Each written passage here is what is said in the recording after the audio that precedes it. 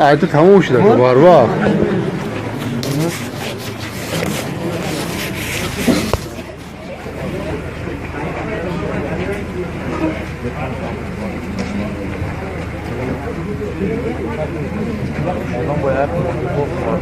شنو بگم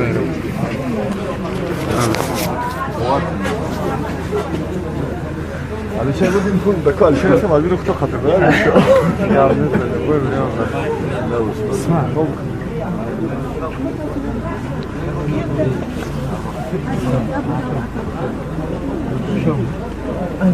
مربی شمیری اتو چینم داره عثمان چه مورد سزاوار لایق خیلی نامیش الله اینجا خود میشه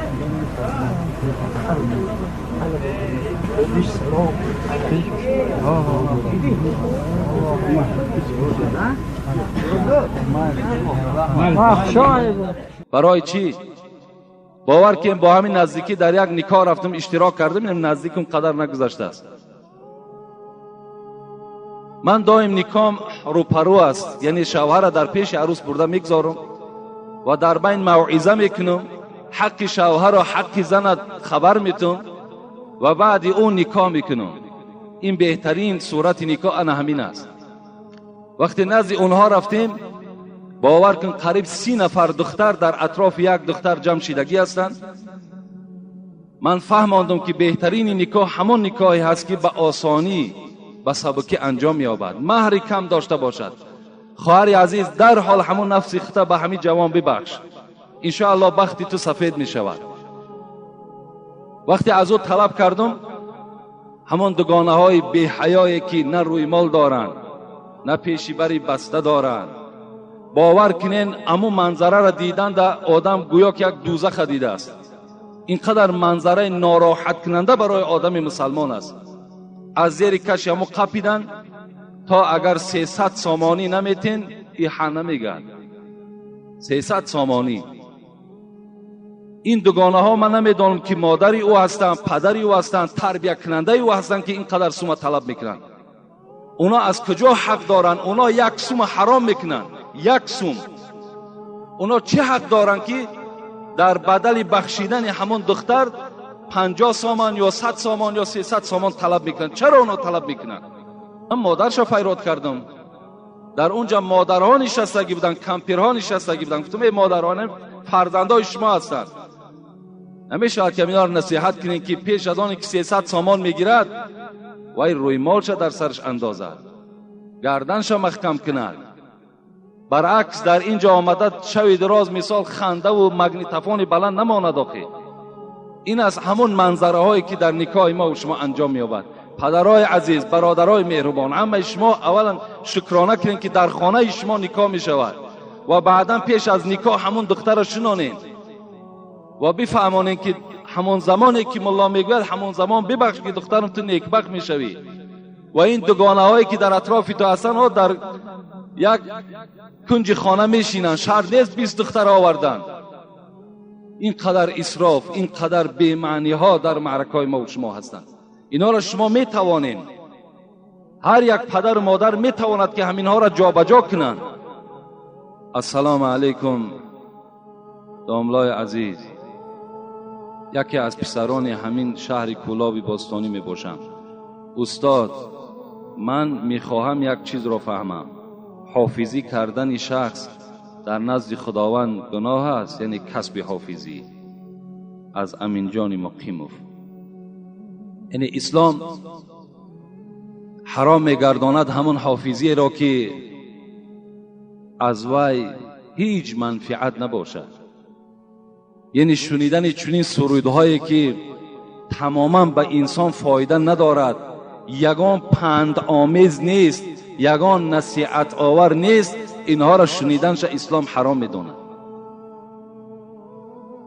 باز اسلام حرام میداند که در اون حافظی که اگر زن مردها یک جایه باشند، یک جایه رقص بازی کنند، اگر این گونه حافظی باشد و این گونه آمیخته شدن زن و مردها باشد، این اسلام نهی کرده است، اسلام این منع کردگی است. و البته اون کسی که در این خیل معرکه حافظی میکند و در نزد خداوند سگ از سگهای دوزخ است.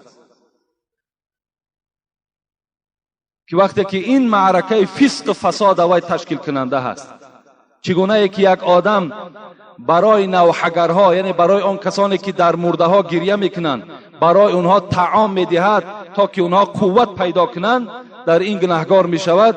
این گونه اون حافظهایی که زن مردها را یک جا میکنند، مست الست یک جایه میکنند و خود اساسگزار این معرکه هستند، اینها در نزد خدا البته مسئول و گناهکار هستند. لیکن حافظی باشد که دخترها به خودشان مثال یگان رقص و بازی دارند، خواب شیرخوانی دارند، گفت و شنید دارند، این اسلام من نمیکنه. که وقتی دخترها بین خود باشند، مردها بین خود باشند، اینا را اسلام هیچ وقت من نمیکنه. مگر اسلام ضد همون معرکه و حافظی است که اگر زن مردها آمیخته باشند یک جای رقص و بازی کنند.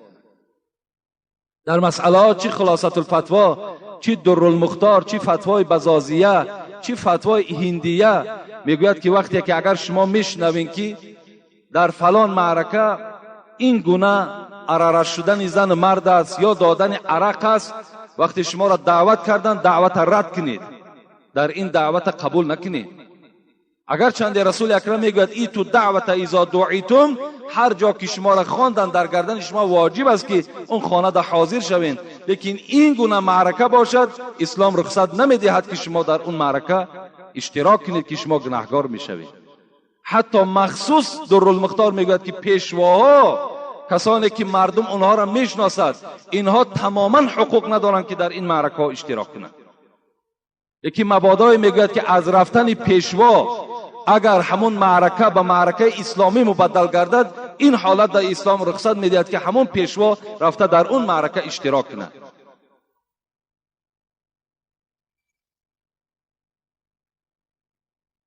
السلام علیکم داملای عزیز و مهربان، خدا شما را علمتان را زیاده گرداند که از پند و نصیحت های شما خیلی بهبودی در حیات من و رفیقانم و زن و خواهرانمان پیدا شده است.